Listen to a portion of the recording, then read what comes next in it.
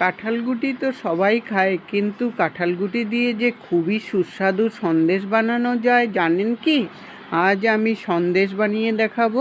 রেসিপিটা হয়তো আপনাদের ভালো লাগবে। ভালো লাগলে লাইক দিয়ে সবার সাথে শেয়ার করে আমার চ্যানেলটাকে সাবস্ক্রাইব করে দিবেন। কতগুলো কাঁঠাল গুটিকে সেদ্ধ করে উপরে লাল খোসাটাকে ছাড়িয়ে নিয়েছি। গুটিগুলো কিন্তু একদম নরম হয়ে গেছে। এখন রেসিপিটা বানানোর জন্য একটু ছোট ছোট করে নেব, তাহলে সুবিধা হবে। সবগুলো কাঁঠাল গুটিকে ছোট করে নিয়ে তারপর মিক্সির মধ্যে নিয়ে নিলাম। নিয়ে সাথে দুধ দিয়ে এটাকে পেস্ট করব। জল কিন্তু একদমই ছোঁয়াবেন না, তাহলে রেসিপিটা কিন্তু একদমই ভালো হবে না। অল্প অল্প দুধ দিয়ে একটা ঘন পেস্ট বানিয়ে নিতে হবে, আর পেস্টটা যেন একদম স্মুথ হয়, তাহলেই সন্দেশগুলো খুব ভালো হবে। পেস্টটাকে একটা বাটির মধ্যে নিয়ে নিলাম। এখন কড়াই বসিয়ে 2 চামচ ঘি দিয়ে দিলাম। ঘি দিয়ে কিন্তু রেসিপিটা বানাবেন, তাহলেই সন্দেশের আসল টেস্ট আসবে। ঘিটা গরম হয়ে যাওয়ার পর পেস্টটাকে ঢেলে দিলাম। এখন অনবরত নাড়তে থাকবো।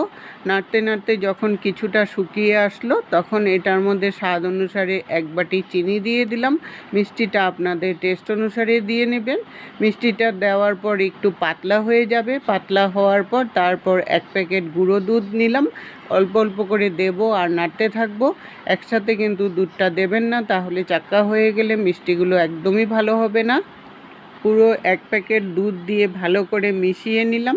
তারপর এটার মধ্যে 4টা এলাচ গুঁড়ো করে দিয়ে দিলাম। ফ্লেভারটা তাহলে আরও সুন্দর হবে।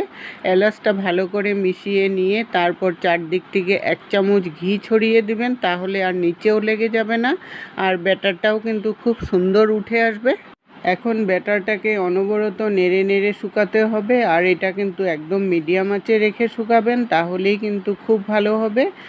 প্রায় 15-20 মিনিট মতো শুকাতে শুকাতে যখন দেখবেন একদম নাড়ু নাড়ু হয়ে গেছে আর কড়াই থেকে উঠে আসছে, তখনই বুঝবেন যে পাকটা একদম হয়ে গেছে। থালার মধ্যে ছড়িয়ে একটু ঠান্ডা করে তারপর সন্দেশগুলো বানাবেন, তাহলেই কিন্তু বানানো যাবে, না হলে এত গরম বানানো যাবে না। কতগুলো ছাঁচ নিয়েছি, এই ছাঁচের মধ্যেই আমি সন্দেশগুলো বানাবো। একটু ঘি মাখিয়ে নেবেন, তাহলে সন্দেশগুলো খুব সুন্দর করে উঠবে।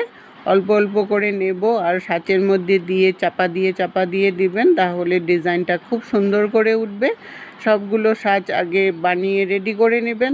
তারপর প্রথম যে ছাঁচটাকে ভরেছিলাম ওইটাকে উঠাবেন। এইভাবে করে উঠালে সন্দেশগুলো একটু ঠান্ডা হলে সুন্দর করে উঠে আসবে। সবগুলো সন্দেশ বানিয়ে রেডি করে নিলাম। রেসিপিটা আপনাদের কেমন লাগলো বন্ধুরা, কমেন্ট করে জানাবেন। এই সন্দেশগুলো কিন্তু আপনারা অনেক দিন রেখে খেতে পারবেন, আর এটা মুড়ির মধ্যে রেখে দিলে একদম